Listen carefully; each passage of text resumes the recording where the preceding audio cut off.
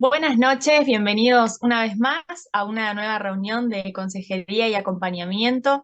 En esta noche vamos a tratar una temática que se llama ¿Cómo lidiar con las ideologías? Y para eso vamos a darle lugar a Guille Álamo, que es nuestro orador de esta noche. Bienvenido, Guille, gracias por estar. Buenas a todos, buenas Cari, ¿qué tal? Gracias por la invitación. Hablar de ideologías es una cosa que como los que me conocen saben, ¿no? Que es algo que absolutamente me encanta y más en un tiempo que, como decía recién la hermana Tamara, creo, eh, nos sentimos particularmente víctimas en alguna medida de una especie de asalto ideológico que nos ataca por todas partes. Digamos que siempre fueron como oleadas, ¿no? De mayor o menor intensidad, pero creo que por ahí lo que hoy en día hace diferente es una cuestión un poco cuantitativa también, ¿no? Y es como que hay muchos más medios de llegar al creyente y de irle con todo a la fe de Jesús. En otros tiempos era cuando uno entraba en un claustro, no sé, de las facultades, todos estos lugares por circunstancias políticas fueron quedando en manos de gente cada vez menos creyente y eso es lo que por ahí, ese era el lugar donde uno tenía que dar batalla, digamos así, pero ahora están las redes sociales, los medios de comunicación, la educación formal, la educación informal, el día a día de la gente, digamos, es eso lo que por ahí multiplica esta sensación de estar siendo atacados. Así que el tópico de hoy, lindísimo tópico, pinta para cuestiones de apologética, pero vamos a ver cómo también filtramos eso para que tampoco sea una cuestión, digamos así, que tampoco se nos vaya de las manos, diga, porque a veces está tan fuerte esta sensación de estar siendo objeto de un ataque que nos ponemos en un modo ultra defensivo que no nos permite avanzar con lo que el Señor quiere que hagamos en medio de una sociedad cuyo entendimiento desde el primer siglo, lo dice la Biblia, está entenebrecido, son conciencias cauterizadas, están en manos del Dios de este mundo. Son todas frases que nos tienen que levantar la guardia desde el primer siglo y hasta ahora. O sea, en eso no hay una gran diferencia. Sí, como digo, por ahí es un poco cuantitativa la cuestión y tiene que ver con nuevos medios, dispositivos con los cuales el mundo nos está atacando. Primera cosa que yo recomendaría, pero acá voy a poner ya, voy a empezar a poner filtros, ¿no? Como si fueran los buenos usadores de Instagram que usan los filtros. Filtros. ¿Quién está llamado a defender la fe de Jesús como base? Todos estamos llamados a defender la fe dada una vez a los santos, ¿no? Contended ardientemente por la fe, se nos dice. Así que hay un tipo de defensa de la fe que por lo menos es un mandato de Dios. Ahora, hay determinados niveles de compromiso con la defensa de la fe que yo no sé si es para todos. Después voy a decir algunas recomendaciones que son ya de orden más personal y que van por este lado de la consejería, de uno más o menos con la experiencia que tuvo y los casos que conoce, puede dar su parecer en cuanto a estas cosas. Lo primero es asomarse a las ideologías, conocerlas un poquito, no tampoco zambullirse y mandarse como loco a devorar tomos de ideologías, porque tampoco ayuda para bien eso. Conocer un poquito, wikipediar, googlear, no exhaustivo, sino echar un vistazo a las ideologías para saber contra quiénes estamos combatiendo en el orden ideológico. Así que un pequeño asomo no está de más. Hoy les propongo en la primera parte, vamos a echar un vistazo de cuáles son las ideas que generalmente, creo que acá estamos todos UNLP para Cristo, contexto, gente que está en la vida universitaria y que han asistido a cursadas donde a veces los profes abusan de su posición dominante, como dicen los comerciantes, y medio que nos hacen burla por ser de la fe de Jesús o dicen, espero que no haya nadie. ¿Habrá alguien que es fundamentalista acá o esa clase así, ¿no? Como medio toreándonos un poco. Pero cuando no saben, después por ahí saben y tienen un respeto y un tacto porque tampoco está de acuerdo al dogma que ellos dicen, andar haciendo burla de los que no piensan exactamente como ellos. Entrarían un poco en contradicción y por cuestión de etiqueta, de, como dicen ellos, códigos, tratan de no llegar tan lejos. Bueno, la primera familia de ideologías, vamos, yo lo dividí en dos grandes familias. Hay algunas cosas que están en el medio, pero simplemente para que tengamos una clasificación a mano y sepamos cómo viene la cosa.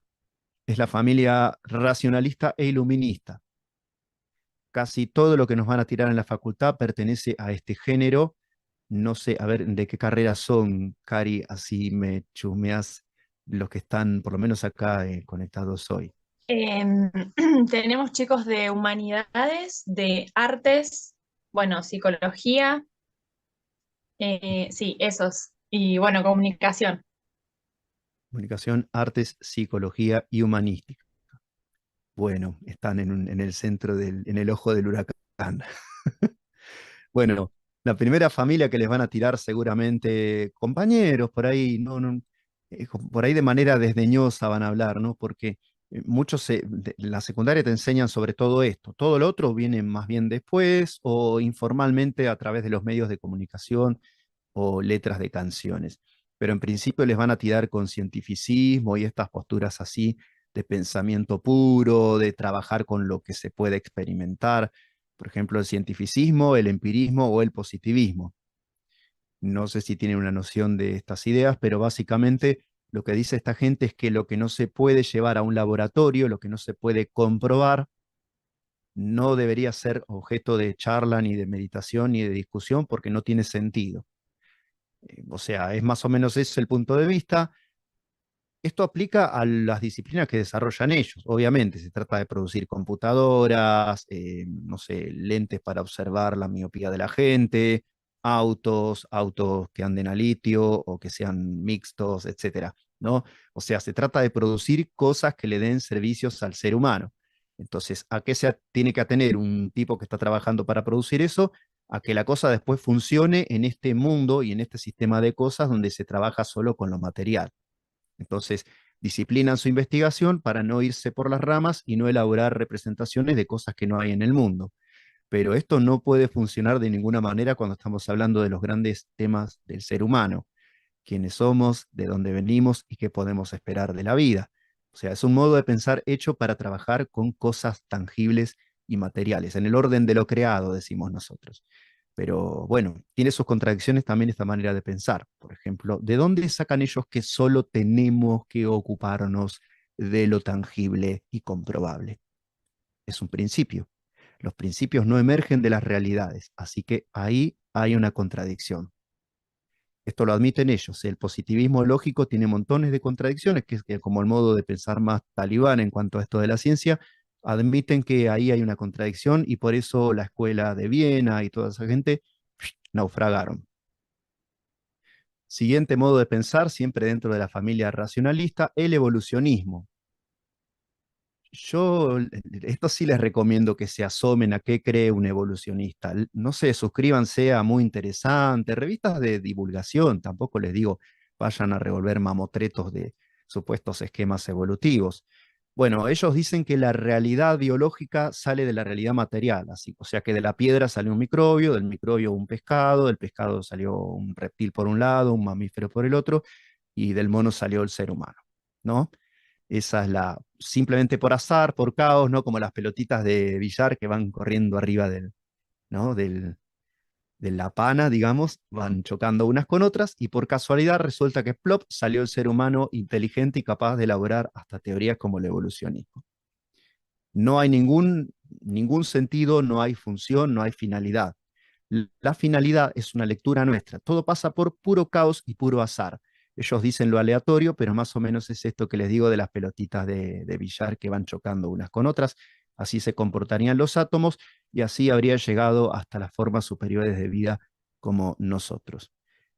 Esto hay varias ramificaciones de esto, no voy a entrar en detalles para tampoco volverme pesado, pero la verdad es que es muy difícil explicar por qué los organismos tienen sistemas y por qué se comportan de manera armoniosa. O sea, tenés el hígado que sirve para una cosa, el páncreas que sirve para otra. No sé, las jirafas tienen un cuello larguísimo, necesitan que algo bombee sangre desde la cabeza para que llegue hasta el cerebro. Y la pregunta es, ¿qué se desarrolló primero, el cuello largo de la jirafa o el sistema, esa especie de segundo corazón que tiene en la cabeza para que le llegue la sangre al cerebro. Si vos decís que es por azar y por caos y se va dando muy lentamente, muy gradualmente, esto dice la doctrina evolucionista clásica, que es todo muy gradual y muy lento, o sea que esto puede llevar millones de años de duración. Son procesos muy largos, así se defienden ellos cuando les decimos por qué no hay evolución que se pueda comprobar hoy. Dicen, es que son procesos largos. Bueno, esa es más o menos la doctrina que ellos sostienen. Pero como les digo, eso no explica el desarrollo de funciones. Por ejemplo, que el ojo sirva para ver, que la mano sirva para agarrar, que los dedos puedan ser manejados uno por uno, salvo el anular un poquito, como sabía el pianista Schumann, que se puso un gancho para poder manejar el dedo anular, pero está todo bastante bien hecho, de modo que todo lo que hay en los seres vivos generalmente tiene una función, inclusive algunos órganos extraños como el apéndice vermicular, que también parece que tiene una función en el sistema, sobre todo inmunológico del ser humano. Bueno, yo para tirarle algunas cosas que el sistema evolucionista de pensar no puede explicar. Otra cosa muy curiosa que tienen es que dicen, se descubrió que era otra la manera de relacionarse el mono tal con el mono tal para que finalmente terminara en el ser humano. Digo, es tan evidente que lo que queda fijo es que una cosa evolucionó de otra, que siempre encuentras maneras distintas de hacer conectar las distintas especies, pero siempre está la idea de que de una especie sale la otra. O sea, eso es exactamente cómo funciona un prejuicio y no la ciencia. Pero bueno, ellos dicen que lo que ellos practican es ciencia. Es una pura interpretación, es pura teoría del evolucionismo. No se ha podido comprobar jamás en la historia que de una especie A pueda salir una especie B. Lo que muestra la realidad, y acá nos ponemos también científicos nosotros, es que Dios creó cada animal según su especie. Eso es lo que muestra la realidad. De hecho, se ha sometido a radiación, por ejemplo, las moscas de la fruta. ¿Cuántos tuvieron moscas de la fruta en su casa, manchándoles las paredes? Son un plomo, no se erradican más, ¿viste? Y se reproducen muchísimo y muy rápidamente las moscas de la fruta. ¿Qué hicieron? Pusieron moscas de la fruta en una especie de pecera, las sometieron a radiación para que tuvieran mutaciones rápidas. Se supone que el evolucionismo viene porque una especie muta y pasa a ser otra especie. Y resulta que salían moscas de 3 alitas, en vez de 6 patas tenían 8, pero en el mejor de los casos, la tercera alita no le impedía volar normalmente, pero nunca representaban evoluciones, sino en el mejor de los casos eran mutaciones y deformidades que no obstruían el funcionamiento normal de la mosca. Así que tampoco pudieron demostrar de esa manera ningún caso de evolución, ni siquiera metiendo mano, ¿no? Ni siquiera haciendo un proceso artificial como este. Pero bueno, hay diferentes tipos de evolucionismo, ojo, no solo el casual, este que les acabo de explicar, que es como el oficial que van a encontrar en la revista Muy Interesante, o en las revistas científicas o sitios web, que es el que defiende Richard Dawkins, famoso apologeta del evolucionismo, fanático, fanático mal, se enoja muchísimo cuando le cuestionan el evolucionismo. Todavía vive Richard Dawkins. Bueno, hay evolucionismos panteístas, o sea que Dios mismo es un sistema viviente y evolutivo, el cual integramos todos nosotros como parte de la naturaleza que somos.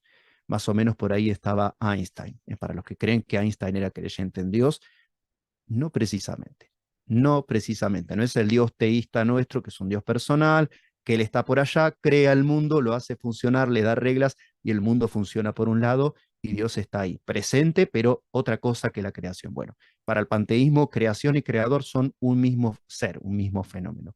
Otro más, Haeckel, a principios del siglo XX también creía en un evolucionismo espiritualista, así, de tipo panteísta un poco. Pero lo que no se puede explicar, como decimos, es por qué las cosas obran conforme a fines. ¿Por qué el ojo sirve para ver? ¿Y por qué hay 69, creo, clases de ojo diferentes en la naturaleza y todos sirven para ver de alguna manera al organismo que los lleva? Bueno, modos de pensar ya basados en cuestiones políticas, morales, de ese estilo, ¿no? El individualismo político que dio lugar a la democracia moderna. Me encanta poder hablar de esto porque hay hermanos que por esto de sentirnos un poco bajo ataque incrédulo, secularizante, irracionalista, relativista, todo eso que está ahora, el que se llamó el posmodernismo en los 90, y que extrañamente en Europa pasó de moda, pero acá sigue siendo una ideología muy tenida en cuenta. Bueno, algunos hermanos se agarran del liberalismo, se toman de modos de pensar que destacan el valor del consenso, de la democracia y del individuo como sujeto de derechos, ¿no? Más o menos va por ahí. Eso es lo que está en la Constitución argentina, que van a encontrar en los artículos del artículo 14, los derechos del ciudadano. Está buenísimo, te quieren impedir predicar y le vas, no, profesar libremente su culto. Esto está en el artículo 14 de la Constitución. Señor policía, déjeme en paz. Yo tengo acá la Constitución, un respaldo para poder seguir predicando en la vía pública. Pero también dice conforme a las leyes que Cargazo reglamentan, ese. ¿eh? Claro, pero ojo, conforme a las leyes que reglamenten su ejercicio. Si sale una ley que dice en las plazas predicar no, ¿qué le vas a hacer?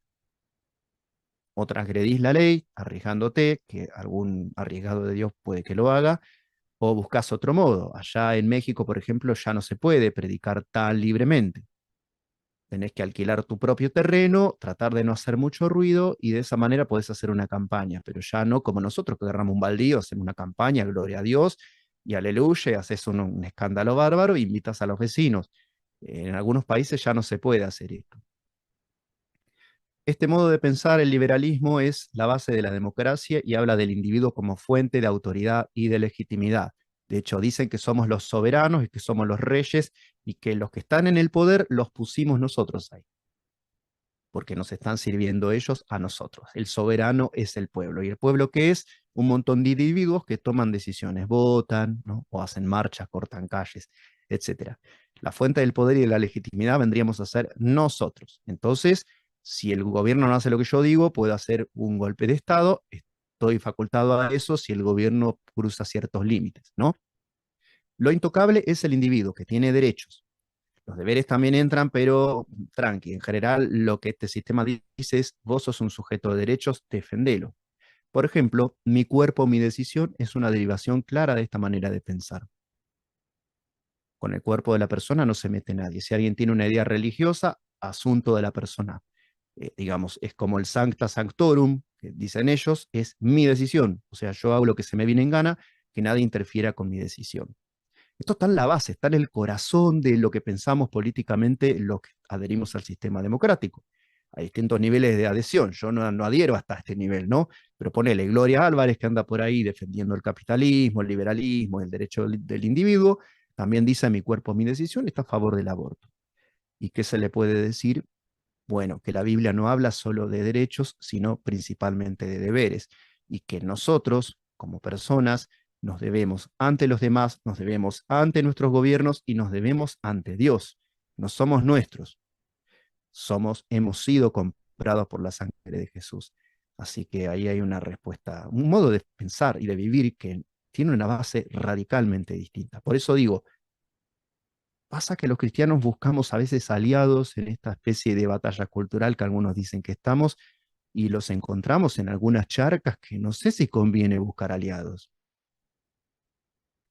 Yo preferiría en eso preservar la pureza de la fe y no meternos en líos. O sea, la Biblia da a entender que las personas que hacen de su cuerpo, su decisión, de su sexualidad, su decisión de su lengua, su decisión de su capacidad de proferir las palabras que se les ocurren en su decisión, se están robando a sí mismas de lo que debería ser de Dios. Es un robo, está quebrantando la soberanía divina ahí.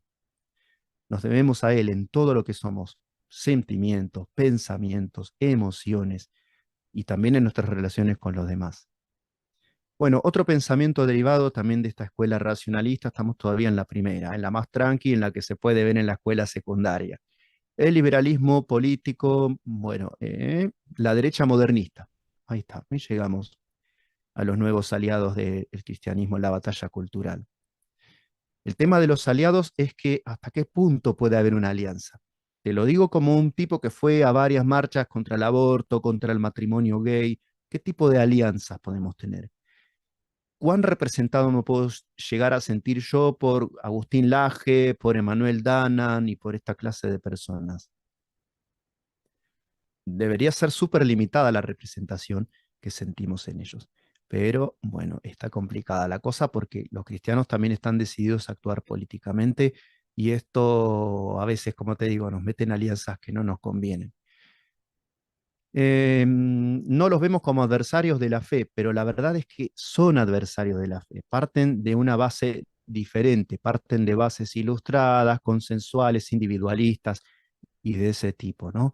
Como que el poder tiene que ver con que las personas se pongan de acuerdo y le cedan su soberanía al ciudadano, al soberano, al rey, digamos. El soberano en realidad vendría a ser uno. Es más o menos la misma posición, pero la tiran hacia posiciones de derecha conservadora en cuanto a lo de no meterse con la moral y la religión. Eso es lo único en lo que se diferencian con los que dicen mi cuerpo, mi decisión y están a full a favor del aborto, el matrimonio homosexual. Y muchos no se animan a estar contra esto. Ejemplo, Agustín Laje dice, yo no estoy contra la homosexualidad, yo estoy contra que los homosexuales me impongan su manera de pensar. Pero si él quiere ser homosexual, asunto de él. No sé si lo vieron, en su canal tiene varios reportajes a gente homosexual.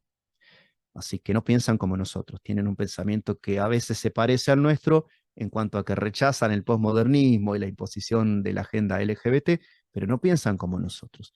No piensan en términos de pecado, de santificación, de salvación, de consagración, ni de que la soberanía pertenece solo a Dios.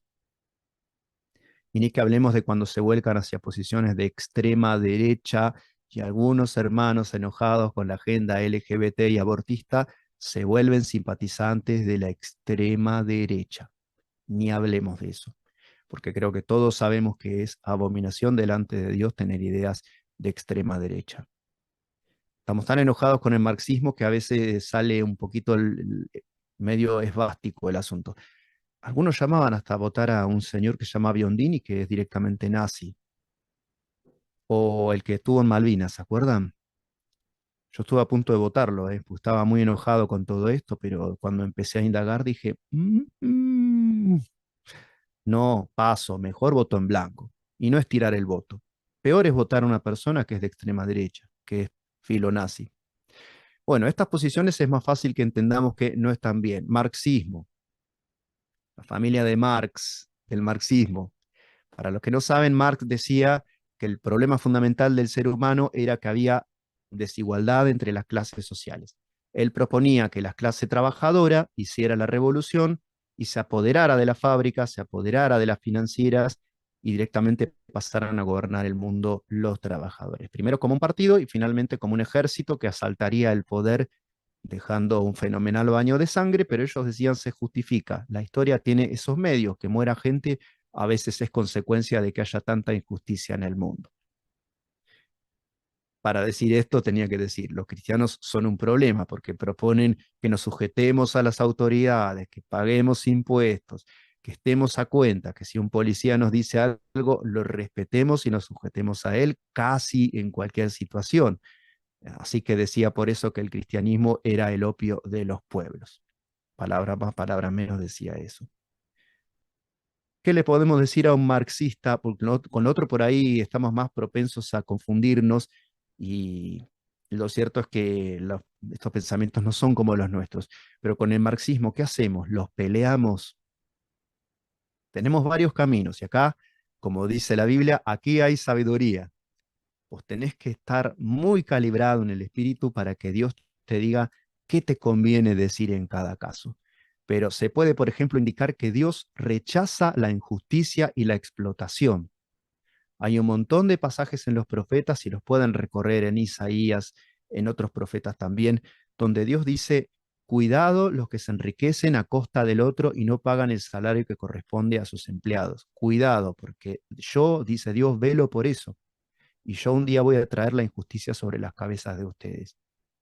Incluso lo presenta como una de las causas por las que son llevados cautivos a Babilonia. Así que sí que Dios se toma en serio la injusticia social.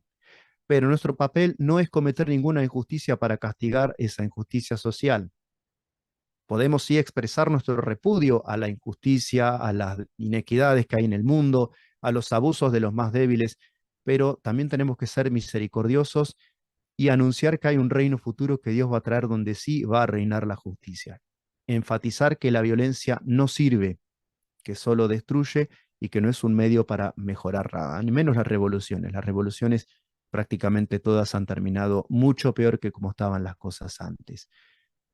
Después, bueno, eso, enfatizar que va a haber un lugar de condenación segura para los que hagan el mal, sobre todo cuando son poderosos.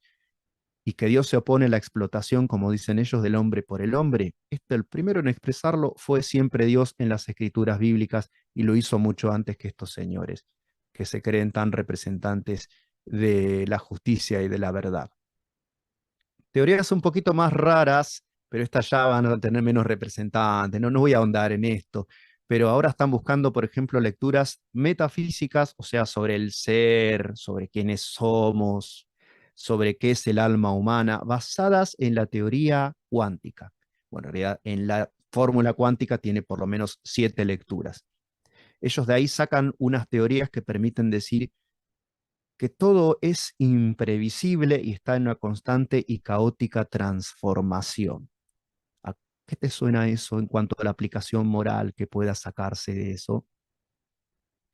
¿Qué resultado da en términos de conducta humana? Que vos digas, el alma humana es hoy una cosa, pero mañana puede explotar y refractarse en 1000 colores, ¿no? ¿Cuál es el resultado? ¿Permiso para qué actitudes piensan ustedes? Bueno, acertaron, va para ese lado la cosa.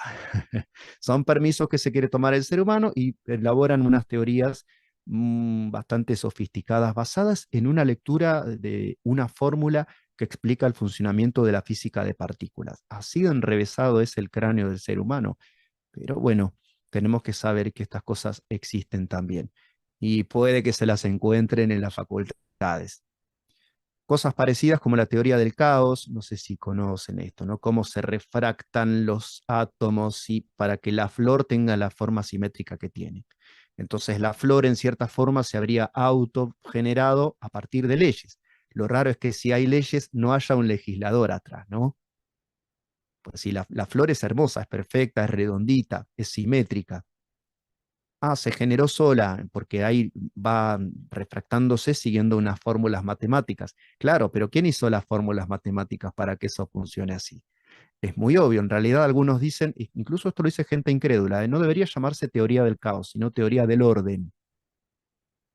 Es sensacional lo bien hecha que está la creación. Y cuanto más ahondás, más deberías ver la mano de un creador. Para mí es necedad no descubrir a Dios detrás de todo lo que existe. No es ignorancia, sino necedad. Vieron que el necio es el que no lo podés hacer aleccionar, que se dé cuenta, que despierte, porque está en eso, ya está en eso, no hay manera de sacarlo. Y esto de que el tiempo se puede refractar, lo de los agujeros de gusano, que podemos viajar al pasado, al futuro, está siendo un poco desestimado eso en la comunidad científica seria. Pero tengan en cuenta que algunos van a decir que quizá en otro universo somos otra persona o que quizá, bueno, esa clase de pensamientos extraños para que parezca como que no hay consecuencias a nuestras decisiones morales tomadas en este orden de cosas, que es el único que tenemos para decidir si nos vamos con Dios o si vamos a ser condenados por los siglos de los siglos. Esa es la primera familia que, bueno, acabo de presentarles. La familia racionalista e iluminista son todos pensamientos basados en la idea de que racionalmente podemos conocer cómo son las cosas. Pero ahora está surgiendo muchísimo, con mucha fuerza, teorías de familia más mística o espiritualista o irracionalista. Creo que se termina el primer Zoom y llegamos justo a nuestro primer hemisferio de la presentación de las ideas que aparecen en el mundo. Bueno, en la segunda parte de nuestra charla vamos a presentar los argumentos y las posiciones de familia mística, espiritualista o irracionalista. Ya hablamos de la teoría evolutiva que tiene sus cositas raras y habla de la caos y habla de lo imprevisible. La cuántica también está en el límite ya de, digamos así, decir, bueno, hay leyes que rigen fenómenos, pero hay fenómenos que suceden por acaso, por azar, porque está lo aleatorio, porque simplemente las cosas pasan porque pasan, ¿no? Y eso hizo saltar las maneras de pensar de la ciencia y dio lugar a toda una reformulación de lo que era el conocimiento, que bueno, la última frustración fue el Círculo de Viena, pero también estuvo Charles Sanders Peirce, tratando de ver cómo hacer para ampliar lo que se que pensaba que era la ciencia, que era determinar las leyes que rigen los fenómenos, porque ahora parecía que había cosas que sucedían como por puro caos y puro azar. Así que todo eso ya estaba un poquitito en el límite de empezar a hablar y a conceptualizar cosas que van más allá de la razón humana. Pero ahora ya nos metemos de lleno en posiciones que son más profundamente irracionalistas y todo esto empieza a surgir muy a fines del siglo XIX y sobre todo explota en el siglo XX. Primera, y esta la deben conocer, está muy en los medios, el posmodernismo. Según el posmodernismo no hay verdad absoluta, son juegos de lenguaje, son maneras de pensar, ninguna tiene posición de superioridad sobre las otras. Están las religiones, los discursos de las ciencias, los discursos de las artes, y cada uno es válido dentro de su propio sistema, pero ninguno puede ponerse a competir con otros. Ya había habido una cosa parecida en la teoría de la estructura de las revoluciones científicas de Kuhn, donde él decía, lo que hace que una teoría triunfe sobre otra no es que sea mejor, sino que son a veces un poco cuestiones políticas. Se parecía un poco a esta postura, pero no llegaba tan lejos. No decía no hay verdad absoluta. Eso es lo que llega a decir recién el posmodernismo. El posmodernismo se pone de moda sobre todo a fines de los 70 y en los años 80 y 90 a full, que es cuando se termina de hacer los planes de estudio, por ejemplo, de periodismo y de un montón de carreras. En otras carreras no es tan fuerte, ¿eh? Yo esperaba más cosas así posmodernista y deconstruida en filosofía y me sorprendí de que no goza de mucha simpatía este modo de pensar en la tribu urbana de los filósofos, que son muy peculiares, como ustedes ya sabrán. Bueno, no hay verdad absoluta y incluso se meten con la cuestión de si la realidad vale la pena o si no se puede uno mudar a sistemas de pensamiento y a modos de vida que trabajen con otro tipo de realidades. Esto lo van a encontrar en películas, lo van a encontrar, por ejemplo, Matrix, ¿no? ¿Vieron Matrix? Todo es como vos lo veas. No existe la cuchara, y si la cuchara se dobla. Entendió que la realidad la construimos nosotros con nuestra mente. Y hay defensas bastante evidentes del consumo de drogas en Matrix. No sé si alguno se dio cuenta de eso. Se habla de la mescalina, de la única manera para volar, se habla, bueno, hay montones de cosas por ahí flotando. Lo que pasa es que no nos damos cuenta a veces cuando miramos cine y nos emocionamos de las ideas que hay atrás. Bueno, ¿qué les podemos decir a esta gente? Que sí hay verdad absoluta y que la realidad impone condiciones, se hace valer.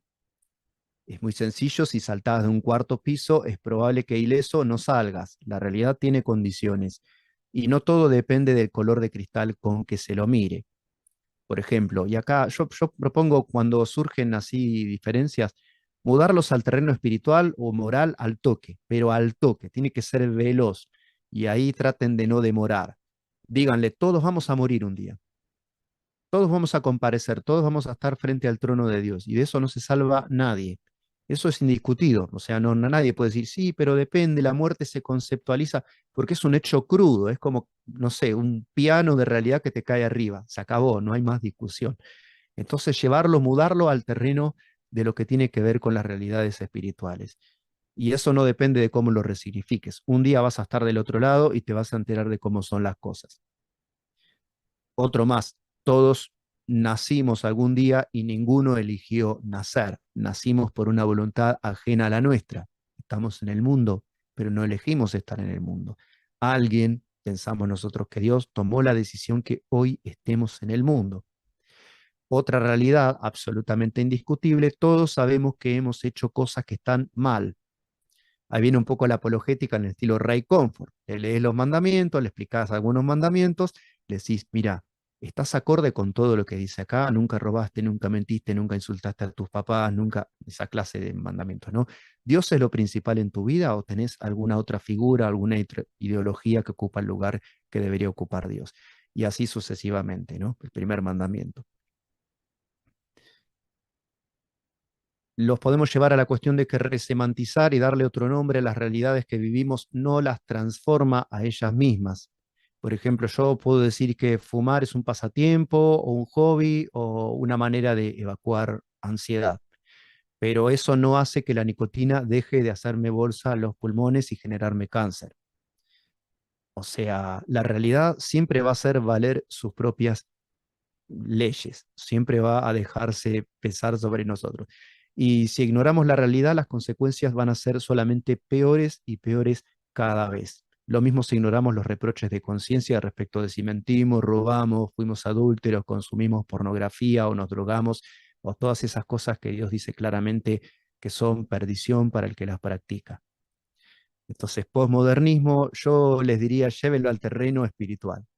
Es mi consejo general, insisto, aquí hay sabiduría, dice la Biblia. Dios te puede decir otra cosa y de eso vamos a hablar en la última parte. Otro capítulo más que también puede llegar son lo que yo llamo filosofías interesantes. No son especialmente racionales ni son un gran sistema, pero hay muchos que están enamorados de determinados personajes carismáticos del pensamiento, como Schopenhauer, como Nietzsche, como Walter Benjamin, como Martin Heidegger o como Jean-Paul Sartre.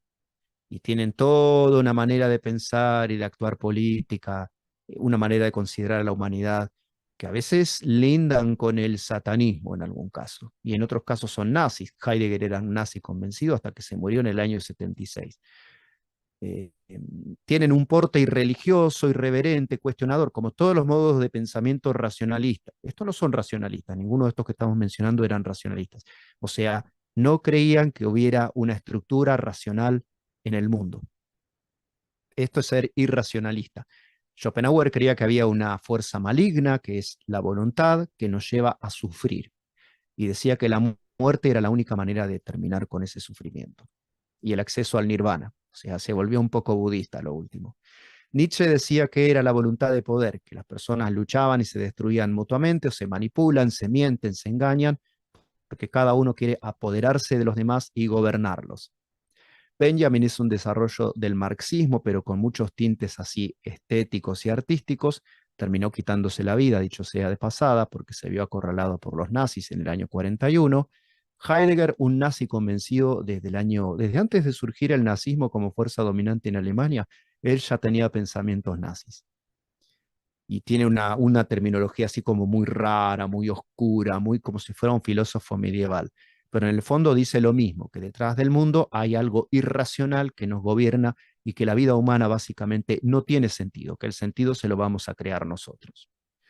Y Jean-Paul Sartre, que dice más o menos lo mismo, se agarra de este costadito de Heidegger, pero lo que dice Sartre es que lo importante es el individuo que va a crearle un sentido a la vida, y él propone que ese sentido que le creamos a la vida sea el sistema marxista y la revolución socialista mundial.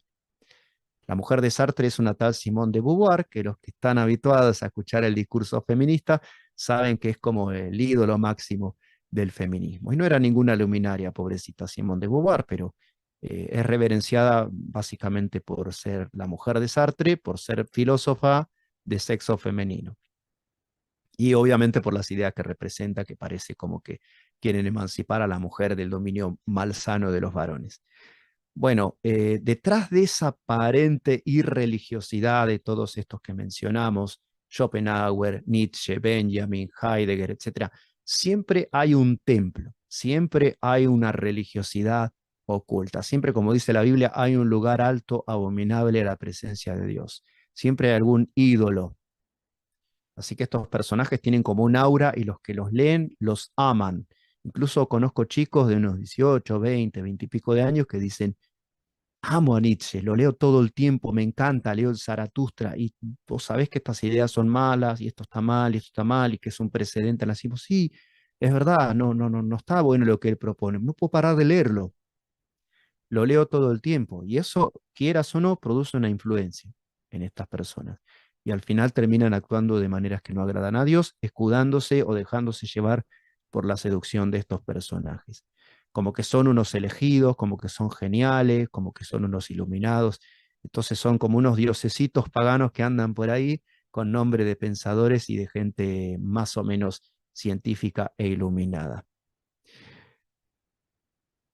Además se les perdona todo, ¿no? ¿Qué pasa cuando uno perdona todo? Cuando uno empieza a no filtrar lo que hace o dice alguien. Así hace un enamorado mal, digamos, ¿no? Pero empezás a dejarte influir por el otro que está ahí proponiéndote determinadas cosas. Y los religiosos también suelen hacer esto. Por eso está bueno tener filtro también siendo gente de fe. hemos internalizado una manera de pensar la fe que a veces mira con malos ojos el tener los ojos abiertos y el ejercer el sentido crítico. Siempre hay que tener el filtro bien dispuesto para ver qué onda, no dejarnos llevar por nada ni por nadie. En el mundo lo hacen así porque están cautivos por Satanás y por la carne y por los malos deseos, pero nosotros tenemos que tener siempre abiertos los ojos para no dejarnos llevar por nada que no esté acorde con lo que Dios dice en la Biblia. Hay gente que lee con devoción a estos personajes que estamos hablando. Y bueno, proponen cosas, como digo, irracionales, cosas que no sirven para nada, libertinaje. Uno crea su propia moral, dice Sartre. Pero después los demás te juzgan, dice. Claro, pobrecito. Hace lo que se le viene en gana y después la gente habla mal de él. Bueno, más o menos esa es la síntesis de la doctrina El infierno son los otros, de Jean-Paul Sartre. Siguiente manera de pensar, el psicoanálisis. ¿Hay alguna psicología? ¿Queda alguna psicología por ahí? ¿Dos de psicología? Sí, Bueno, yo. Ah, vos Gastón sos de psico. Sí. Mirá vos. Ah, para la pa. Bueno, acá vamos a desmontar esa bomba atómica, como decía Bono Vox. Hay de Bueno, todo. sí, hay de todo. Pero básicamente el psicoanálisis es una defensa del yo y es una defensa del ello, ¿no? El psicoanálisis surge, esto les cuento por ahí a los que no conocen, en plena época victoriana, con unas barreras muy rígidas de moralidad y sin vida espiritual. Y cuando es así, ¿qué pasa? Hay desórdenes, desbarajustes, hasta problemas de salud.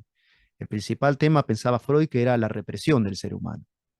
Ahora tenemos una sociedad que va al psicoanalista porque dice, no puedo parar de hacer lo que quiero y estoy haciendo un desastre bárbaro, destruir mi familia, me drogo, bebo, juego, soy jugador compulsivo, lo que sea. Intercambio parejas, cada 2, 3 días tengo una pareja nueva, no puedo parar. Así van ahora. Así que me parece que el ser humano tiene problemas diferentes que los que tenía en la época de Freud. Pero ¿qué se debe anteponer ante eso? Que la conciencia del ser humano, lo que nos dice si algo está bien o está mal, se basa en la voz de Dios. No tiene una base puramente natural. Desde ya que el psicoanálisis parte de la idea de que venimos del mono y que, bueno, incluso explican los deseos homosexuales en términos de algún día fuimos protozoos y seres asexuados, ¿no? La cadena evolutiva. Hace, no sé, 300 o 400 millones de años éramos asexuados, así que por ahí la homosexualidad es un resurgir de esos deseos del protozoo que hay en nosotros, más o menos, ¿no? De esa ameba que todavía vive en nuestra genética. Bueno, decirles que el ser humano tiene una conciencia, que esa conciencia la puso ahí Dios, que eso no se puede derivar de lo puramente animal. Somos seres espirituales llamados a relacionarnos con Dios. Y el pecado es pecado. El pecado destruye, mancha, arruina, contamina, desnaturaliza. No son los traumas, no son los complejos el principal problema del hombre, no es la represión el principal problema del hombre, sino que es el pecado y que tenemos que hacernos responsables de lo que hacemos mal. Cada uno es responsable de lo que hizo y obró con libertad. Las emociones nos pueden llevar para un lado o para el otro, pero dentro de eso seguimos siendo dueños y si no somos dueños, es hora de que nos pongamos en manos de Dios para poder ser dueños. El autodominio, cosa extraña, deriva de poder rendirle nuestra vida a Dios. Y no nos conviene hacer lo que queremos, lo que quiere el ello, lo que quieren los deseos inconscientes, sino que necesitamos límites y leyes para crecer bien. Esto influye hasta en la crianza de los chicos. Está bueno destacarlo. La gente necesita límites, todos necesitamos límites. Después, ojo a esto, lo puse también porque pueden llegar a encontrarse gente religiosa. Lo puse en la familia irracionalista y más o menos vamos por ahí. Católicos, mormones, testigos de Jehová, hebreos incrédulos, en general son liberales los hebreos que se van a encontrar, aunque por ahí se encuentran con algún ortodoxo. Pero bueno, hay de todo, ¿eh? No, no piensen que van a encontrarse solo esto que les enumeré hoy, sobre todo en la parte más descriptiva. Tenemos que estar preparados para presentar la fe también ante la gente que tiene su fe depositada en otras cosas. Acá algunas recomendaciones generales, esto aplica para todo. cómo tratar con los que traen experiencias que no condicen con la fe es muy difícil. A veces hay que callarse y dejarlos hablar y exponer, porque para ellos es valioso que escuchemos lo que ellos dicen, aunque no lo compartamos. Amarlos en el punto de escucharlos. No meternos por ahí en una discusión interreligiosa directa, según cómo sea el caso, salvo que la persona te proponga hablar de un asunto. Porque ustedes no creen en la Virgen María o cosas así. Bueno, ahí papita para el loro, te está dando la oportunidad, explícaselo. Pero por ahí ver si confrontar, cómo confrontar, hacerlo siempre, como decíamos hoy, desmantelando la bomba atómica sobre todo. Esta es una generación abierta a la espiritualidad. Tengan en cuenta eso. Acaba de salir un estudio muy lindo sobre eso, que dice que la generación centennial es una generación que no se acompleja de reconocer sus necesidades espirituales.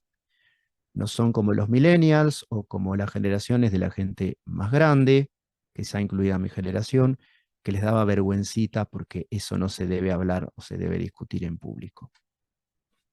Hay muchos modelos diferentes de defensa de la fe, no me voy a meter en eso. A mí me gusta una posición que se llama presuposicionalista, que además de ser un trabalenguas, quiere decir que todos partimos de un punto de vista que no discutiremos jamás.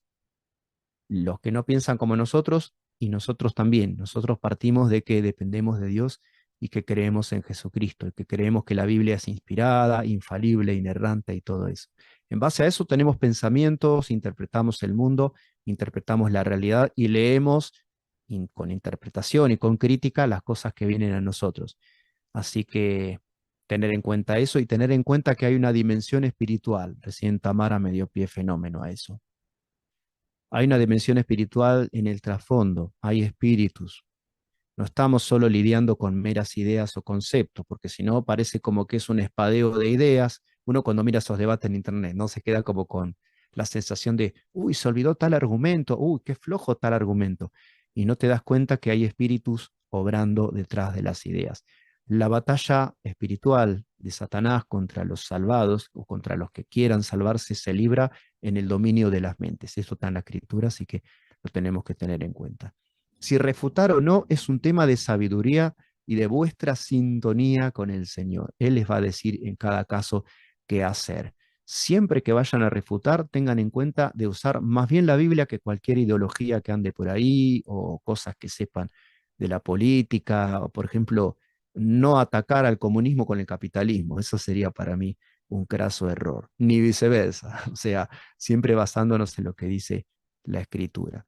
Hay muchos pasajes que nos exhortan a defender la fe de Dios, pero siempre hacer una defensa con mansedumbre, con espíritu de humildad, o sea, no desde los que son dueños de la verdad, sino, como decía Spurgeon, creo, que un cristiano es algo así como un mendigo que le indica a otro mendigo dónde encontrar pan. Esa imagen me encantó, la leí hace un par de días y me parece que viene bien. Hablar con comprensión. Hay gente que viene de vivencias, hay gente que tuvo vivencias dolorosas con la fe y se vuelven ateos por esta razón. Hay chicas feministas con padres ausentes o que quizás sufrieron un desengaño demasiado fuerte con un novio. Hay mucho trasfondo biográfico a veces detrás de las ideas que andan por ahí circulando, o quizá inocencia, deseo de pertenecer, candor, pero bueno, que no nos pase como les pasa a los defensores que uno ve en internet, que parece que son enemigos, no los tratan como enemigos o los tratan de exponer a la vergüenza y se dice a eso refutar. A mí me da mucha cosa cuando veo cómo humillan a la gente. Decirle a veces, demostrar a una persona que la verdad está en Jesús y está en la Biblia, puede resultar en una cierta humillación, pero que sea una humillación de la persona ante Dios y no porque queden expuestos, digamos así, desnudados en su penuria argumentativa delante de testigos y cosas así. Que sea, digamos, una consecuencia no buscada, esa desnudez y esa humillación que les asestemos y tenemos que explicarles lo que es la cosa desde el punto de vista de Dios.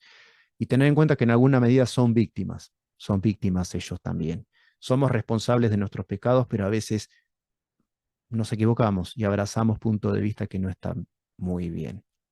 Si seguir una estrategia más bien defensiva o atacar al punto de vista del otro también, como les digo, es un tema de sabiduría.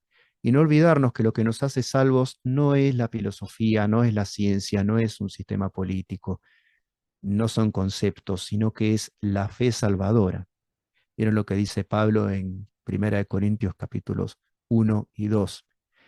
¿Cuántos sabios según la carne hay entre ustedes cuando se convirtieron? ¿Cuántos nobles, cuántos ricos? Hagan un censo, dice Pablo, más o menos, ¿no? Le estoy traduciendo a términos de ahora. ¿Vieron que no son muchos? Dice. ¿Por qué pasó esto? Porque Dios, en su sabiduría celestial, divina, decidió salvar a los que el mundo considera como necios, tontitos, poco preparados, para humillar a los que el mundo considera que son sabios y que son ricos y que son nobles y que son gente VIP, gente importante. Esta es una decisión que tomó Dios y contra la cual es difícil que podamos hacer algo. ¿Qué podemos hacer? Sí, predicarles de la fe de Jesús. Consejitos pequeñísimos, finales. Conozcan la historia de la transmisión de los manuscritos de la Biblia. Ese tip no tiene nada que ver con lo que venimos charlando, pero conózcanla, porque hay gente que les plantea esa clase de cosas. ¿Y cómo saben ustedes que la Biblia, pa? Entonces, está bien, creemos que la Biblia es palabra de Dios, no vamos a tirarles de entrada al tema de los manuscritos, que es súper arduo y complejo, pero si en algún momento se ven obligados a hablar de estos asuntos, que ustedes lo pueden hacer con buen fundamento. Otro consejito pequeñito, no andar por la vida identificando sofismas y falacias. Yo conozco hermanos así. Dice, cometiste una falacia de apelación al zarasasasa. Digo, queda feísimo hacer eso, es como muy mala onda.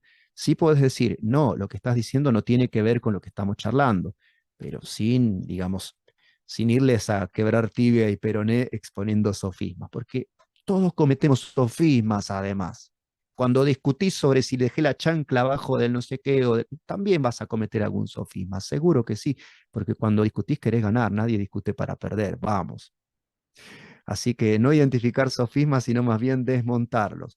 Y mantener una actitud, ojo, actitud, no filosofía, de diálogo. No la filosofía del diálogo, que es la de unión de todas religiones, o que todos piensan lo mismo, que todos los caminos llevan a Dios. Eso no, sino una actitud de escucha activa a lo que los demás nos digan. Y después de que hemos escuchado, responder. Hacer un énfasis en la vida que tenemos en el Señor, hablar, llevar generalmente en toda cuestión a los pies de Jesús, terminar siempre nuestras charlas hablándoles de Jesús y de esa vida que Él nos dio. Enfatizar que hay un gran problema que es el pecado y que hay una salida dada por Dios que es la cruz de Cristo, que es la buena noticia, la buena nueva de nuestra salvación, pero antes hay una mala nueva, que es que todos somos pecadores y todos necesitamos ser redimidos por Dios. Esta verdad, por supuesto, aunque sea dura, aunque sea como cuando el cirujano te da la buena noticia, pero primero te da la mala, bueno, todo esto comunicarlo siempre desde el amor. Así que me spoileó todo hoy, Tamara. Es así, el amor tiene que presidir todo lo que digamos, no una especie de competencia, que no nos contagiemos el espíritu de Agón, que es el espíritu de combate de los griegos que ahora se están infiltrando en los cristianos, que van a debates a iglesias católicas con sacerdotes. Yo no puedo entender cómo funcionan esas cabezas, pero claramente están cometiendo un error al hacer eso. Hay que amar y hay que ser sabio y saber en qué charlas entrar y de cuáles más vale ni asomarnos, porque no llevan para nada positivo. La gente incrédula te va a atacar a veces desde muchos lugares distintos. Toda esta ensalada rusa de ideas que les presenté hoy eh, no tiene nada que ver la una con la otra, ¿vieron? Pero por ahí te van a tirar primero con el relativismo, después te van a decir, pero la ciencia, después, pero el evolucionismo, y pero yo leí en Nietzsche que el cristianismo esto, y Marx dice que ustedes son el opio del pueblo, y así, te van a tirar con todo porque en el fondo lo que en su corazón no quieren hacer es sujetarse al Señor. Y esa incoherencia va a estar en el trasfondo, no hay que señalárselo, no pasa nada. O sea, ese es un problema que tienen que solucionar ellos y que no tenemos que sacarlo a luz nosotros, así en modo un poco policía del pensamiento. Amor y huir de agón, huir de la confrontación negativa. Ese sería para mí el principal consejo si tenés que hacer una defensa de la fe de Dios, sea persona a persona, o sea que un profesor tenga esas cosas que tienen algunos profesores de llamarte adelante de toda la clase, defender tu fe. y han salido unas cosas rarísimas en lo que llevo de cursada ahora en filo y está muy bueno. Yo saludo con mucha alegría cuando los profes dicen, ¿y vos qué onda? ¿Cómo piensan ustedes? Y ahí listo, ya está. A mi juego me llamaron.